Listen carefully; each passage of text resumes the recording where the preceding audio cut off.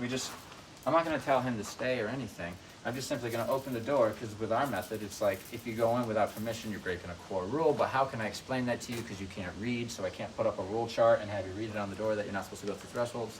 You go through, you hear that beep, you recall, you're good, you won't get a correction, because you know that's the recall. If you don't recall, you're going to get corrected, which serves you right because you just broke a rule. But you're going to learn that that's something that's not desired just through the recall. So I can let them go, if they're reactive to dogs, go ahead, correction, recall.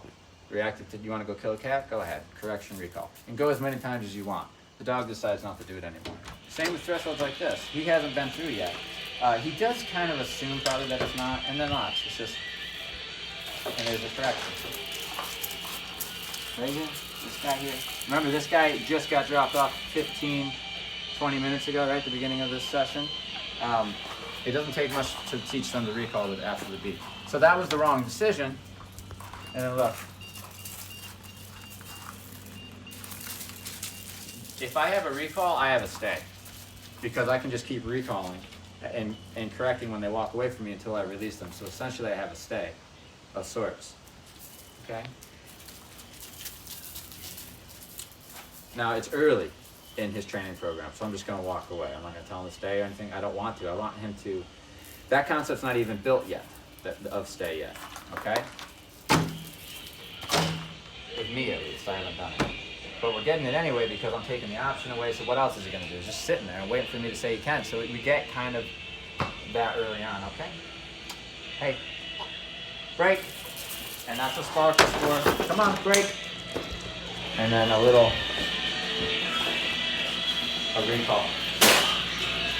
Hey, here.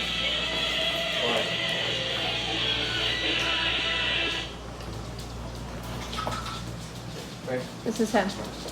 Okay, so now we're in the kennel room, but look. We're going to keep options open for this dog. We don't want stress in our kennels. We don't want dogs wanting to get out, scratching, calling, barking, digging. We want dogs to relax. So we need them to, the only way a dog's going to relax in a kennel and actually be calm in a kennel is if they're okay in the kennel. They want to be in the kennel. The reason a dog's whining, barking, scratching, all this stuff is because they don't want to be in their kennel. The real trick is to go, now they want to be in their kennel. And that's what we create. We create a dog who absolutely doesn't mind being in the kennel. In fact, they enjoy it in between their little events that they do throughout the day. And the way that we do that is we allow them, once it looks clearly that we're transitioning to kennel time for them, we get them to go into their kennel, but they're allowed to get out whenever they want. We leave the room, except there's one stipulation. When you step out, the e-collar turns on. And if you keep fucking with the boundary, it's going to get hotter. But you know what? When you go back in your kennel, it turns off. You know when that stops? When the human comes down and releases you, right? So this gets a dog who tries everything. They try to run out the door. They try to go this way. They try to go that way. They try to jump up on the, they try everything. They realize none of it works, and so the stress is gone because I tried. So now I'm just going to lay in here and be quiet and take a nap, and that's when we come in and shut the door for real, and we realize that they're ready to be there for a few hours before we do more work with them. They have to try it all, realize it doesn't work, and then the stress goes away. It's a more natural way for a dog to learn, rather than me just to say, go in there, and then start correcting you when you're whining. It's like, well, just let him come out and see what happens if he comes out before he's supposed to. That's why we do release words here, where we can tell a dog to do something, and the whole concept is if we say place, which means the dog goes into the kennel or on a bed, they stay there until we say break. If we say break, they can get off and everything's great. But if we haven't say break, then when they get off the bed, the stimulation is going to turn on. Now, what's important about this is we're not in the room while we're operating the remote. The dog thinks we're gone, so it thinks the rules apply even when the human's not there. That's not true. But if the dog believes that, they behave accordingly. We get a dog to believe that. Okay? So you see what we're doing? So then the dog doesn't mind. It wants to be in his kennel, and it understands after a couple of days that, oh, I just go have an experience, come here for a few hours, and then come back out and have an experience, and then come here for a few hours, and that's how it rolls. They adjust. By 2 weeks, they're adjusted. The last week, everything's just cherry. We just put the icing on the cake, get everything sharp. Okay? Look, this dog's doing amazing. He's ready at this point to go somewhere else his own where he can be alone. So he's looking for a place, so I just offer him the place. He would not have been looking for that place 15 minutes ago, folks, going in there. No. He would want to be going back out that door. But because we allow him to make all the mistakes, now we're seeing a dog who kind of wants to be in the kennel. So right now, we might not see him mess with this boundary a lot, but we'll try it. In a couple days when he's out hiking and having fun, we'll do it again. If he starts whining in the kennel and stuff, we'll just set him up with the door open, leave, keep an eye on him through the door or on a camera, and hold him accountable with the collar until he starts messing with the boundary, okay? But I didn't put him in there that time. There's no boundary yet. It's only when I put him in there and I tell him to stay, and then I leave. That's when the boundary. And they all understand it. That's the thing is, we work with all sorts of different dogs, and they don't struggle getting these concepts. It's very clear to them. If I step out, it turns on. I step in, it turns off. It's so clear because of the e-collar pressure that it's not confusing. So therefore, there's not this, berserkness. Okay? All right, so here we go. I'll show you how to do it. First thing I need to do is take off his leash. He doesn't need this long line anymore. Give you a drop button. Very nice. Yes.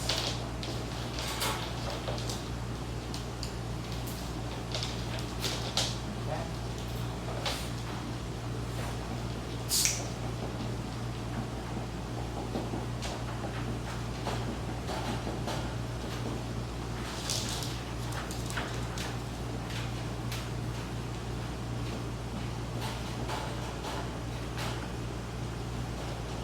Good.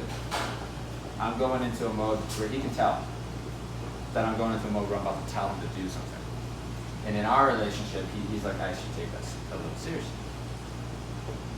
You see how I do it? I'm talking to him right now. I just basically said his name, like Arlo. He said what? With the way that I move, right? So all that stuff. Place. Somebody might have taught him that, or believe it or not, dogs get pointed fingers very well. And if they're trying, they get it. Good. Now look, I'm in a conversation with him, but I'm also explaining to you. Good. Stay. Even if the dog doesn't know to stay, they're going to find out very fast. But they know if you get them in the right space in the head. Okay? This is where we check the loyalty. He's a pretty loyal dog, I think.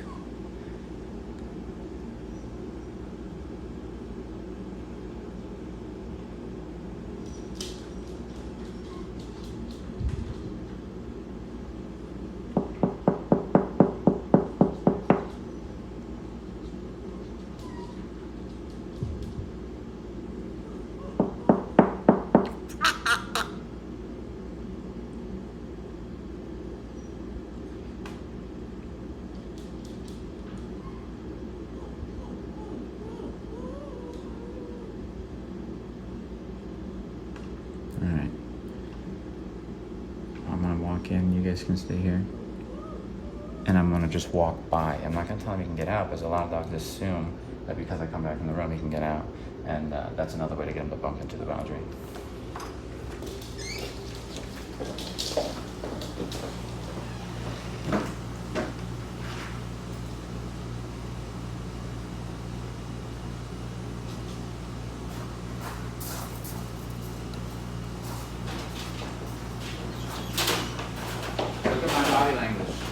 Body language though.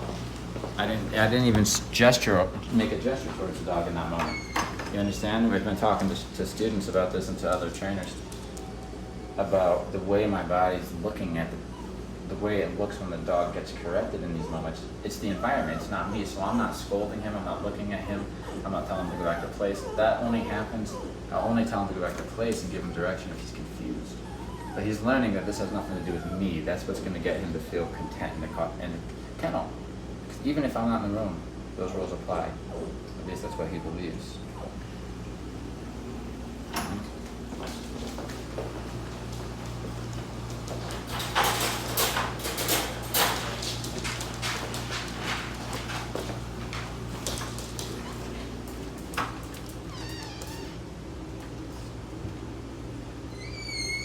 That correction I gave him was more startled than anything. He was a 10 on the collar, which is not a uncomfortable number. But if you don't understand, if you're not seeing it coming, you'll feel this tingle on your neck, and it's It's like if you're watching a scary movie and somebody comes up behind you and pokes you. It just startled you. But that's what I want. I want him to have a serious, memorable moment in his whole life.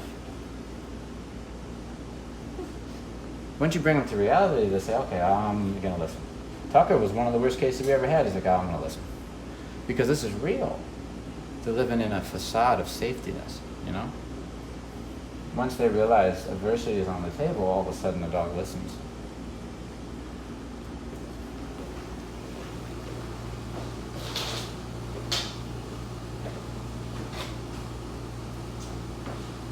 We're good here. This guy's good. He's ready to take a little breather in between the next thing.